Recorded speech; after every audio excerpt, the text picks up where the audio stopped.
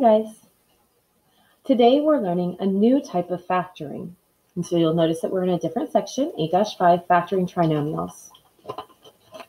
In our factoring book, I've added a new section. So you can see it's the middle one. It's the second that's the same color, right? So we did GCF, box method. So today we're going to learn this new method. It's called the Xbox method. And then you should have two empty ones below it.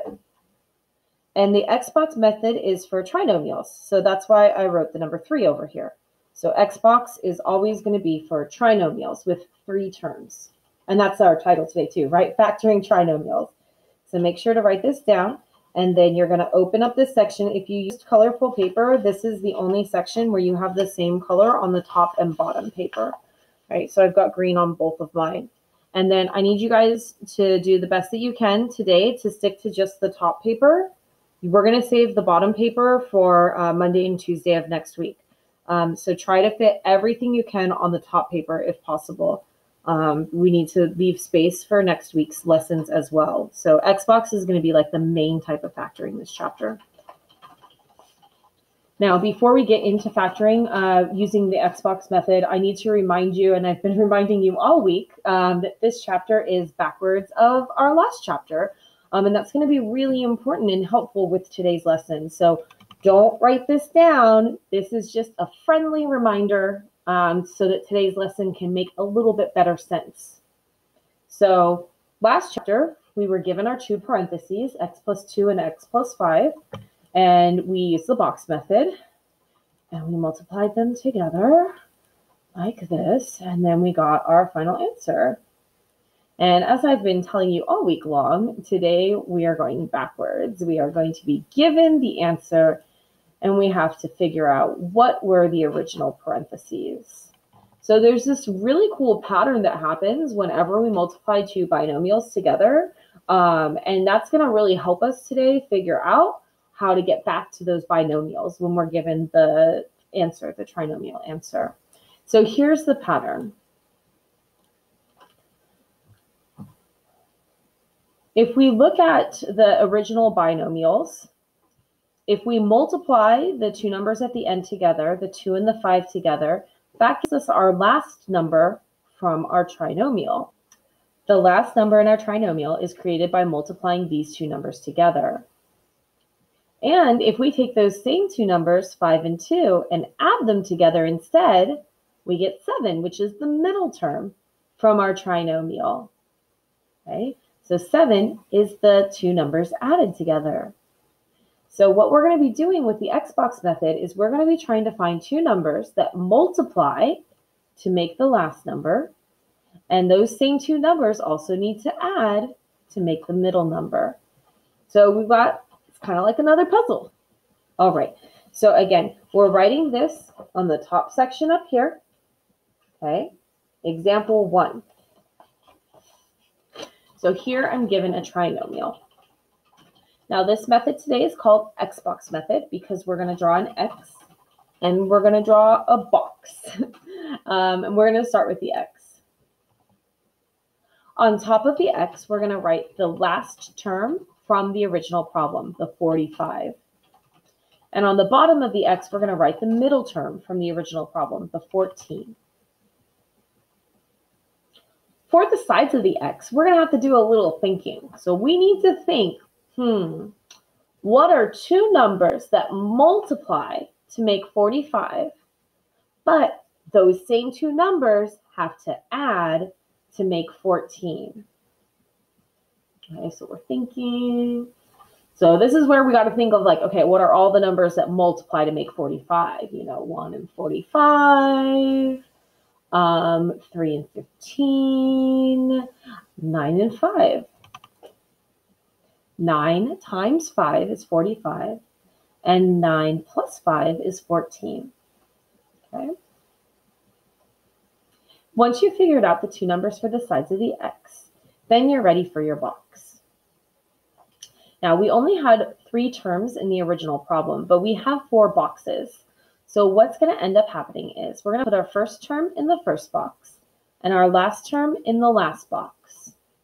And we're going to take our middle term, 14x, and we're going to split it into the two numbers from the side of the x. So instead of a 14x, we're going to write a 9x and a 5x, because 9x plus 5x makes 14x. So this is that diagonal, the like terms on the diagonal, right, that would have added up to this 14. And so that's how we can get 4 terms in the box. First term, first box. Last term, last box. And then on the diagonal, you put the two numbers from the x. And now we can do the box method, which we've been doing for a couple days now. Right? These two have an x in common. X times x is x squared. X times 9 is 9x. X times 5 is 5x. 5 times 9 is 45. We did good. And so my two parentheses from the sides of the box, from the left side, I got x plus 5. And from the top, I got x plus 9.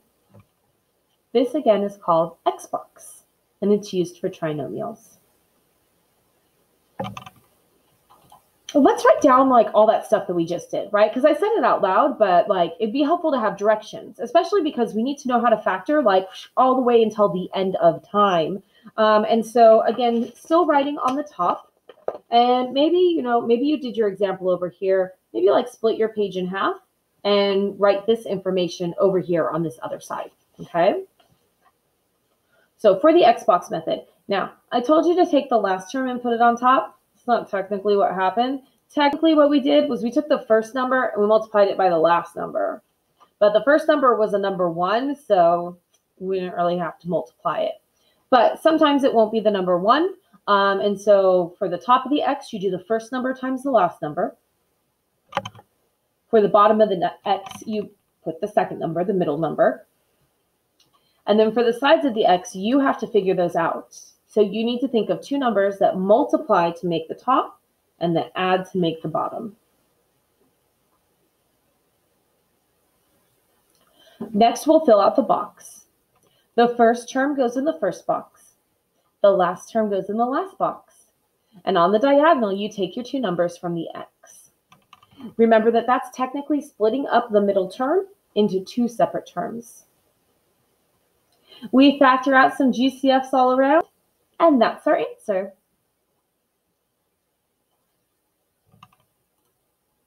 Okay, second example, still on top. So maybe you did example 1 right here, do example 2 down here, right?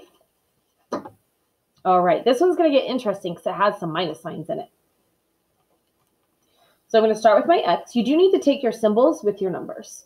So remember, we just learned technically I'm multiplying 1 times negative 35, which is negative 35. And then I'm taking the middle number, which is negative 2. Now this one gets a little tricky. So I need two numbers that multiply to make a negative 35. And when I multiply to make a negative, one of them has to be positive and the other one has to be negative. So I need a positive and negative number. And then those same two numbers are going to add to make 2, but since one is positive and one is negative, technically in our head, we're going to be doing subtracting. So just be very aware of your signs. You want to get really good with what's positives and negatives, and I'll even give you a little helpful hints about when to use negative numbers and when to use positive numbers. But yeah, it's a little bit trickier on these ones. So the two numbers that multiply to make negative 35 and that add to make negative 2 are negative 7 and 5. Negative 7 times 5 is negative 35. 5 minus 7, or negative 7 plus 5, is negative 2. It does matter which number is negative, so you do have to make the 7 the negative number. All right, let's fill out our box. So in our box, our first term, x squared, goes in the first box. Our last term, minus 35, goes in the last box. And then on the diagonal, we take the middle term and we split it using the two numbers from the x. So negative 7x and 5x. And those two can be interchanged. It doesn't matter which one goes where. From my top two boxes, I have an x in common. X times x is x squared. X times negative 7 is negative 7x. Now, you might have negative numbers on the outside. Negative numbers should only be on the outside if they're right next to a box that also has a negative number. So notice that I did not put the negative out here because my x squared box is positive. So this is a negative box, so it's allowed to have a negative number next to it. And then to finish it up, x times 5 makes 5x. And we double check. 5 times negative 7 is negative 35. We did good. And so my final answer for this problem is x minus 7 and x plus 5. To finish up this video, I want to do one more little helpful hint about all the different scenarios that can happen in the x. So again, maybe you did your examples over here, and then you have like generic information over here. So we're going to draw 4 letter x's because that's how many different ways that the signs can happen in our x. So here are my 4 helpful hints for the filling out the x. First, if the top number is positive and the bottom number is also positive, then everything's positive. So then the side numbers will be positive, and then you are going to actually add, right? When you have a positive plus a positive in your head, you do adding.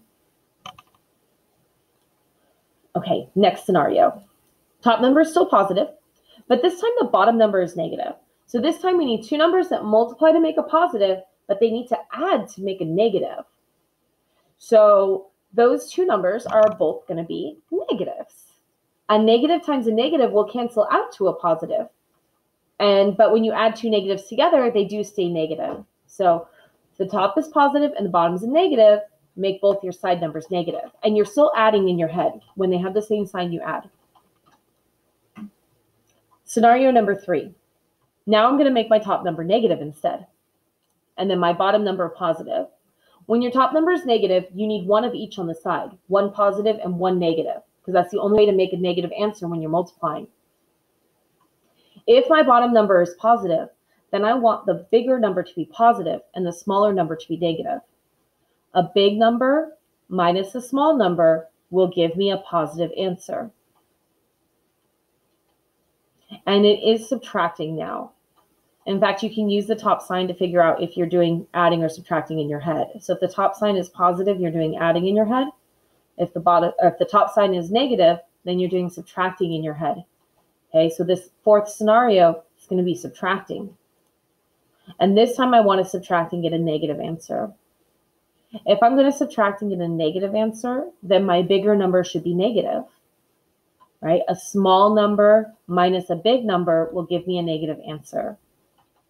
These are the 4 scenarios that you can get for filling out the x, at least the signs for them. And again, the top 2 is mental addition and the bottom 2 is mental subtraction. So you want to make sure you're in the right headset for doing those.